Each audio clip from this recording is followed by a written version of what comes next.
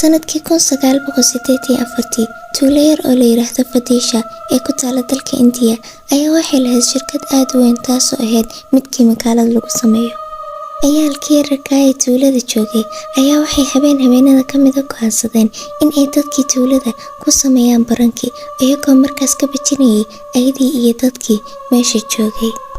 ciyaalkii si hadba xaafad u aadayeen ayagoo xaafadaha hadba ku soo shidaya rash ay ugu dambeyntii waxay soo gaareen shirkadii weyneed kuwaas ay markiiba bilaabeen inay isku diyaariyaan inay markaas rashka ku shidaan shirkadda. markii hore waxay go'aansadeen inay shidaan rash aad u yaryar, markii dambena waxay bilaabeen inay shidaan xabadoodii ugu weyneed waxayna dhigeen markaas ku aadiyeen shirkadda. laakiin markii hawshooda saas u bilowdeenba waxay maqleen qayle waxayna arkeen waardiyihii shirkadda oo markaas ku soo ordiyay asagoo weydiinayay si degdeg ah inay u joojiyaan waxay sameynayaan. wiilkii markaas rashti ugu weynahayay ayaa wuxuu gartay qofkan ku soo ordiyay inuu aabihiis yahay kaasoo habeenkaas waardinta shirkadda ku qornaa naxdin darteed wuxuu dhulka ku sii daayay rashkii markii uu saa u sii daayaba wuxuu kor maray madaxa aabihiis wuxuuna si toos u aaday dhinaca shirkadda asagoo ka galay daaqadii u weynayd kaasoo markiiba qarax ka bilaabay shirkadda. waardiyihii markiiba wuxuu cunugiisa ka qabtay garabka asagoo ku qaylinaya wuxuuna eegay carruurtii kale kuwaasoo ahaa kuwa ordayay wuxuuna ku dhahay soo laabta sida ugu dhaqsiyaha badan, aniga kulligiin meelaha ku nooshihiin waan garanayaa.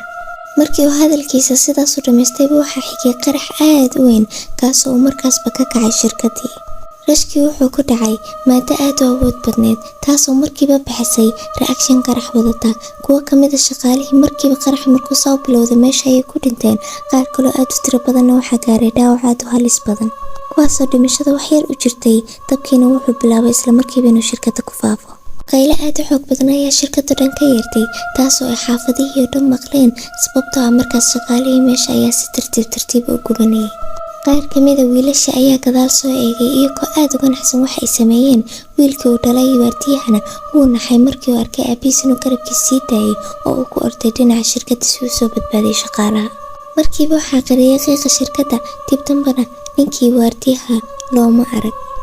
bilooyin kadib habeenkii aadka u naxdinta badnaa shirkaddii cidna maysa gelin oo dadku way iska ilaalin jireen sababtoo waxay markaas soo xasuusin jirtay dhacdadii aadka u xanuunka badnaa iyo dadkii tirada badnaa ee noloshooda habeenkaas waayay. agagaarkii u dhawaayay dhan waxay noqdeen dambas iyo madow, dadkii meesha u dhowaana waxay la yaabanayeen waxa ay ku sameyn doonaan carrigan. kadibna waxaa bilaabatay arrin aad u layaab badan.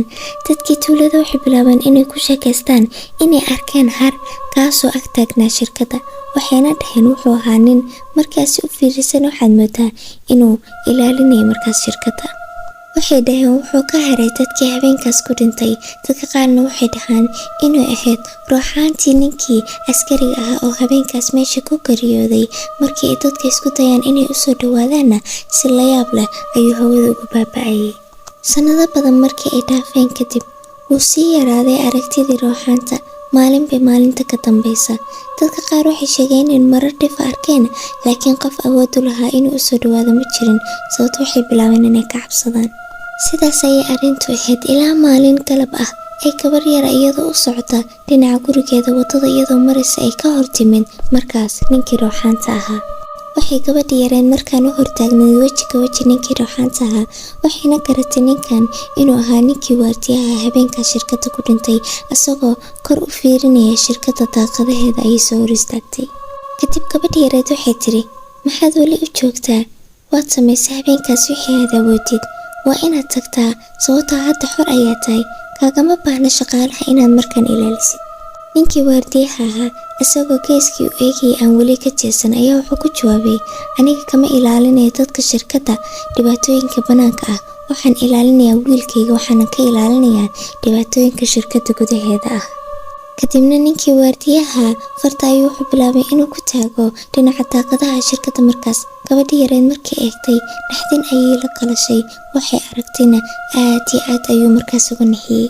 xaggaas shirkadda daaqadeeda waxaa markaas wada taagnaa wejiyo aad u cabsi badan oo aad xanaaq uga buuxo, kuwaasaan wax kale aan rabin oo ka ahayn inay ka aargoostaan wiilkii yaraa oo habeenkiias aadka u foolxumaa noloshooda dhaafiyey.